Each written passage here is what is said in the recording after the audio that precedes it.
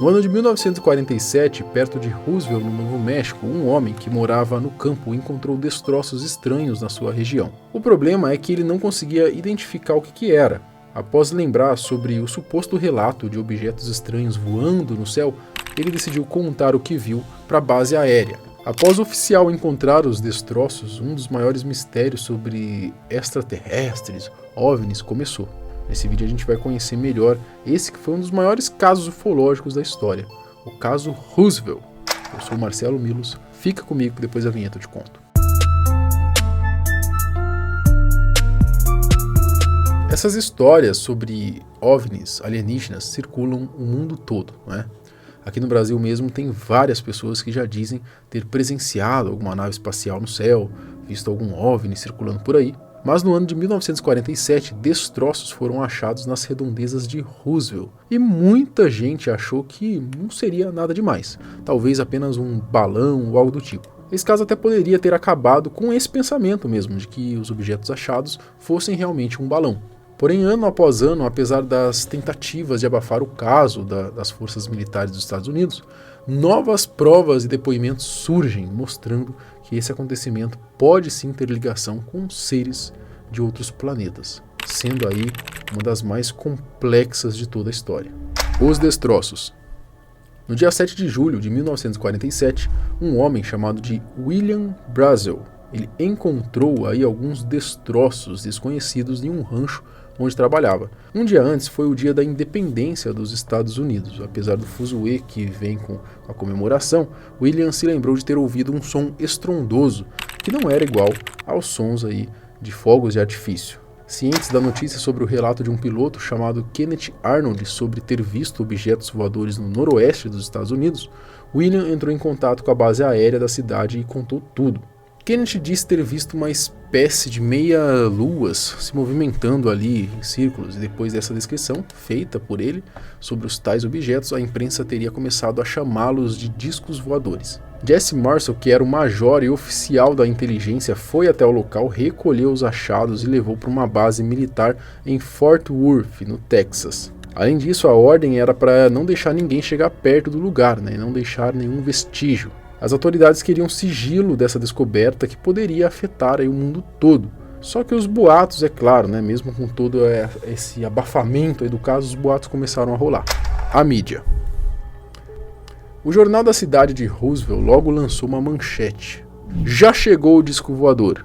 Não, brincadeira.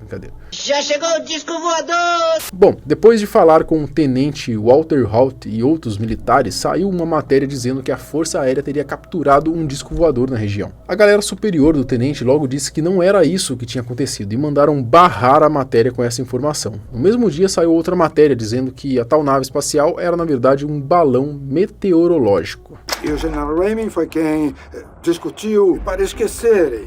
Não era nada mais que um balão meteorológico. Mas claro, nós dois sabíamos que não. Eu nunca tinha visto nada como aquilo. Até agora eu não sei o que era.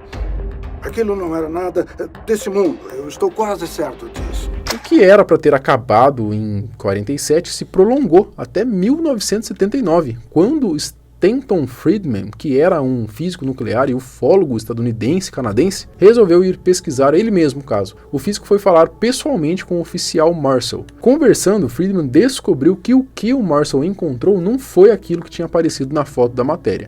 Entretanto, 31 anos depois, o homem no centro do incidente de Roswell desde o começo se pronunciou dizendo ter a história verdadeira. Na manhã seguinte, nós fomos até o local onde estava o acidente e eu não conseguia acreditar no que via. Na real, ele viu barras de um metal resistente e folhas que pareciam alumínio. Marcel afirmou para Friedman que o que ele encontrou era sim um disco voador e que tinha inclusive levado para a família dele ver antes de realmente deixar com seus superiores. Ao deixar os destroços, trocaram por pedaços do balão e ele ainda teve que posar por uma foto aí que foi essa que acabou surgindo na matéria. Segredo do governo. Marcel disse que os destroços faziam parte de algum mistério que o governo queria esconder e que tinha a ver com um disco voador. Eles tiraram fotos, é claro. Eles tinham um monte de microfones. Eles queriam que eu comentasse, mas eu não tinha liberdade para comentar. Tudo que eu podia fazer era manter a boca fechada. Já o tenente Walter Haut, que ajudou na matéria sendo fonte, ele começou a ir a encontro dessas pessoas e que se diziam caçadores de marcianos, né, e apresentava provas novas sobre esse caso. Além disso, disse que o coronel teria escrito cada palavra que ele disse na primeira matéria para a imprensa a que falava do disco voador.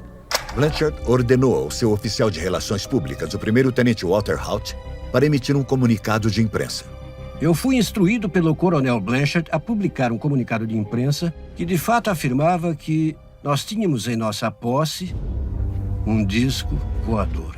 Haut ainda contou que depois de uma semana fizeram uma reunião e nisso o coronel já admitia que dizer que os destroços eram de um balão era uma pura baboseira, que só falou isso para a imprensa parar de encher o saco mesmo. Essa história foi se estendendo ao longo dos anos até que no ano de 1995 a Força Aérea finalmente disse que tinham mesmo escondido algumas coisas do caso, mas não disseram que era algo extraterrestre. De acordo com eles, os destroços eram de um balão de um projeto secreto chamado Mogul. Esse projeto teria sido feito durante a Guerra Fria e o intuito era monitorar as armas nucleares da União Soviética. Eles ainda disseram que os supostos cadáveres dos OVNIs, que disseram ali que tinham, né, seriam bonecos de testes, que usavam uma roupa vestida de alumínio e que servia para proteger ali sensores de baixas temperaturas e grandes altitudes. Estavam sendo levados por balões de pesquisa, mas que infelizmente acabaram caindo no local errado. Será que os bonecos ou aqueles corpos que foram vistos na chamada nave espacial que caiu em Roswell eram só manequins?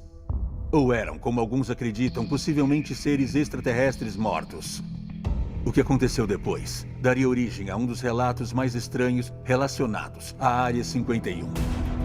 Fora isso, ainda teve a estranha morte do primeiro secretário de Defesa dos Estados Unidos. James Forrestal foi encontrado morto no hospital naval. Ele supostamente caiu da janela do 16º andar depois de ser internado por depressão. Sua morte foi considerada um suicídio. Mas muitos discordam dessa conclusão e acreditam que Forrestal foi assassinado, porque ele estava ameaçando divulgar para o público a informação que ele havia conseguido sobre a presença de extraterrestres na Terra. Os corpos dos ETs. O sargento Melvin Brown lembrou de ver os corpos dos aliens bem quando ele estava em leito de morte. Ele foi surpreendido por um comando de alta patente depois do que aconteceu em 1947 e foi colocado de guarda. Na primeira chance, ele entrou na traseira do caminhão e viu o que tinha por baixo dos panos, e lembrou disso bem ali quando ele estava nas últimas aqui do nosso mundo. Além do sargento, uma enfermeira também disse que, sem querer, participou da autópsia feita em nenhum aí dos extraterrestres quando os corpos foram encontrados. Ela teria entrado em uma sala para pegar um algodão e viu que estavam fazendo uma autópsia lá, mas não sabia de quem. Quando ela estava indo embora, a chamaram e disseram que iam precisar de ajuda. Depois disso, ela teria visto de quem se tratava essa autópsia. Acredito que tenha sido traumático para ela, já que disse nunca ter visto nada igual, no sentido ruim mesmo da palavra. A enfermeira, que teve o nome resguardado por motivos de segurança, disse que era horrível e que o cheiro do corpo se decompondo a fez passar mal e vomitar de tão forte que era. Ela nem queria falar muito do assunto com medo, né, por conta do seu emprego e também por conta de talvez estar com a vida em risco. Bom, vamos pensar, de acordo com a Força Aérea, os cadáveres ali não eram cadáveres, eram bonecos.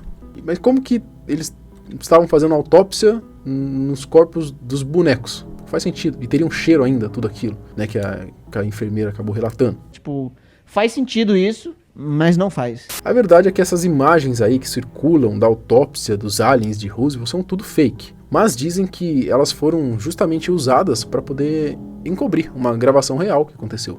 Glenn Dennis, que era um agente funerário e que mais tarde foi um dos fundadores do Museu e Centro de Pesquisa Internacional de OVNIs, disse no livro Queda de um OVNI em Roswell que quando encontraram o OVNI ligaram perguntando sobre conservação de corpos. Em alguns lugares dizem que depois ele teria ido para o hospital averiguar o acontecido, mas que uma enfermeira teria o mandado embora. E no caso essa enfermeira teria sido essa aí que teria então participado da autópsia desse suposto extraterrestre. Em 1990, ele deu uma entrevista e disse que a enfermeira tinha visto uma pele preta nos OVNIs e que não tinham nada a ver com gente, com seres humanos. De acordo com o médico legista, o que seria o crânio não eram ossos, mas sim uma espécie de cartilagem dura. O nariz eram duas bolinhas bem acima da boca, bem parecido com essa imagem que a gente tem mesmo dos extraterrestres. Amigo ET.